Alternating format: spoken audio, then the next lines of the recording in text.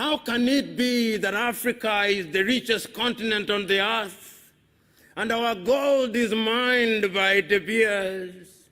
How can it be that Africa is the richest continent on the world and our diamond is produced in South Africa, in Botswana, and Namibia, and in Sierra Leone, and in Liberia, but the price is determined in Antwerp, in Belgium? How can it be?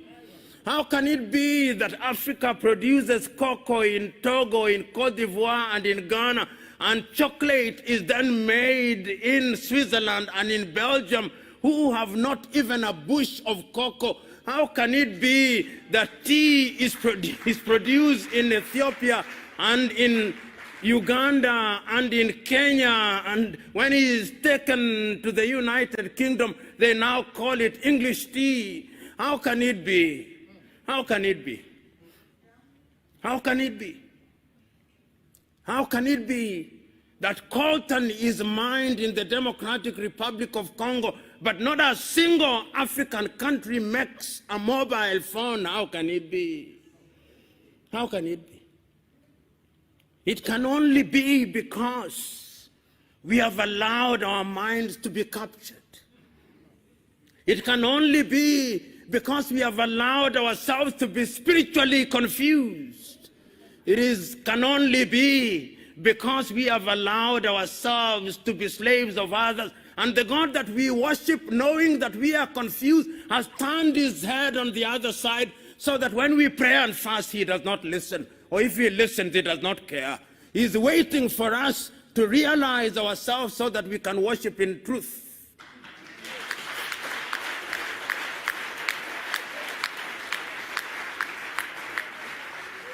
And you know, this is intergenerational. The pains that are being visited upon this generation are out of the sins that were committed by the other generation. It is a time to repent, so that we who have transgressed may say that we have repented, because the future now does not lie in us. The future lies in the young ones. Chinua Achebe was right. These are the young suckers that will grow when the old banana dies. These are the very same upon whose shoulder Africa shall rise.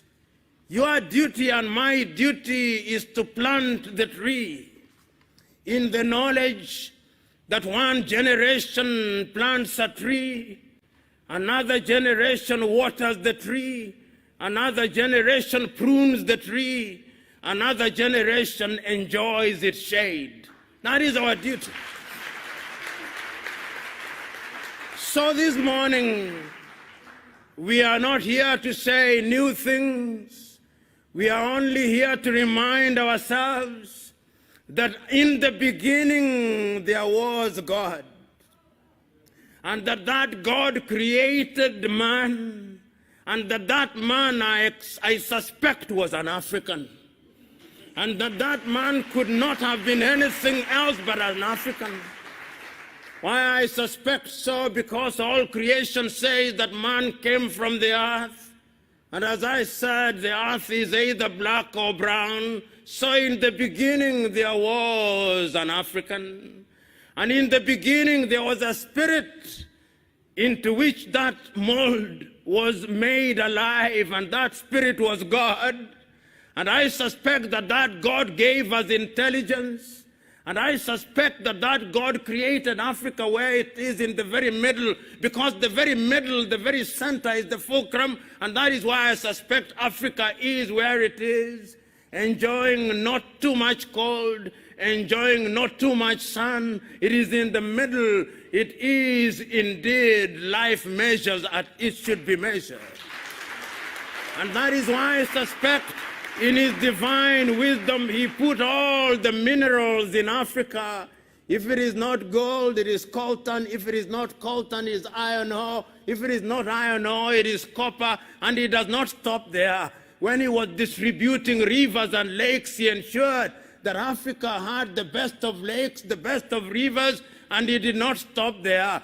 He ensured that we are surrounded with the best of oceans. If it is not the Atlantic, it is the Indian, which should be called the African. I do not know why they call it the Indian Ocean, but that is their conspiracy. Then there is the Mediterranean. They also call it another name, and he did not stop there. Once he had done that, it ensured that this is a continent that has men and women who are so forgiving, so generous. This is the only continent that has welcomed all civilizations. We started with the Arabs. They abused us.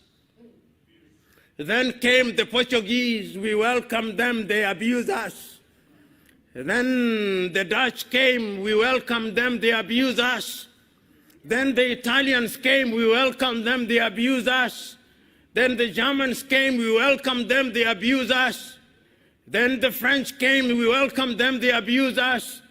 Then the English came, we welcomed them and they abused us. Then the Indians came, we welcomed them and they abused us.